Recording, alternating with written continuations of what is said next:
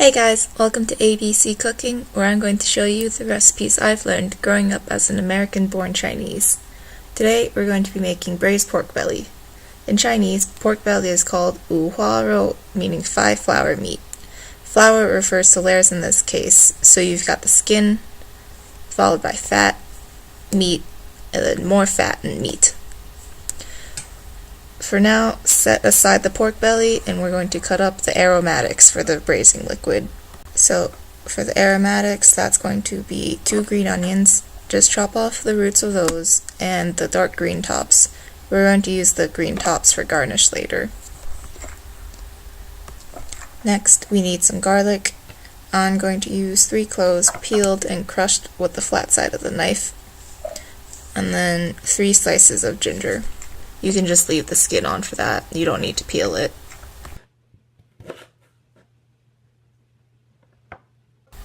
Set those vegetables aside for now, and it's back to the meat.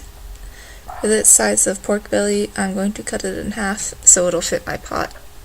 It's easier to cut the pork belly starting with the meat side. This way the knife can cut more easily through the skin. Now I'm going to rub the pork belly with some black bean paste. You can find black bean paste easily at Asian grocery stores, but if you don't have access to it, you could just use some soy sauce instead. I'm going to do about 1 tablespoon of black bean paste for each piece of pork belly, and then I'm also going to use some Chinese hot pepper paste. Again, you can find this easily at Asian grocery stores, but if you don't have it, you can just use something like sriracha or some kind of hot sauce. Rub the seasoning paste into the pork belly. You want to make sure you really rub it in every nook and cranny. Make sure you get it on all 6 sides, and then the skin overhangs the meat a little bit, so make sure you get it under that crevice. If you can, leave the pork belly to marinate for 2 to 3 hours. If you're in a rush, you could probably just leave it to marinate for half an hour to an hour. So unfortunately, my iPad ran out of storage and stopped filming partway through. Once the pork belly is done marinating, you want to add water, sugar, star anise powder, soy sauce, and rice cooking wine to a pot and bring it to a boil. Once that all comes to a boil, add the aromatic vegetables we cut up earlier, and then add in the pork belly. Then reduce your heat to about medium so that the pork belly is just simmering in the braising liquid. When the pork belly is about halfway done cooking, I'm going to add something called meigancai. This is preserved mustard greens. You don't have to add this, but I like to add it. I'm adding this in halfway through because since it's preserved and all dried up, it's going to soak up a lot of that cooking liquid. Also, if you're going to use this, then I would use less soy sauce than is listed on my blog site. It took me about an hour and a half to cook the pork belly until tender.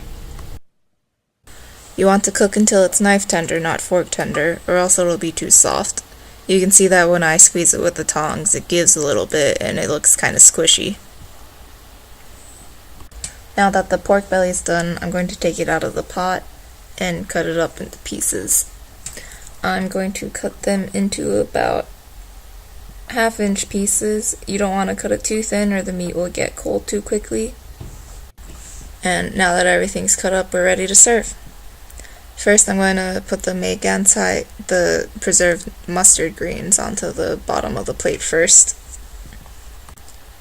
And then I'm going to lay the sliced pork belly on top of the greens. And then to finish up, we're just going to garnish with some sliced green onions. I use the tops of the green onions that I didn't use for the braising liquid. So there are several ways you can enjoy this delicious pork belly.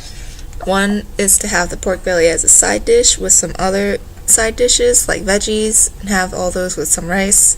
You could also make a rice bowl, which is what I've done. So I just added those preserved mustard greens on top of some rice, then threw on some pork belly slices and some soy sauce eggs. And you can also make something called gua bao, which is a Taiwanese hamburger. I'm not going to go into too much detail about that because that's next week's episode, but here's a little sneak peek at what they look like. So today we made braised pork belly. This is a super easy and super delicious dish, so I hope you guys give this a try. If you like this recipe, please like this video and subscribe to my channel. And don't forget, cooking can be easy as ABC. Thanks for watching. I'll see you guys next week. Bye!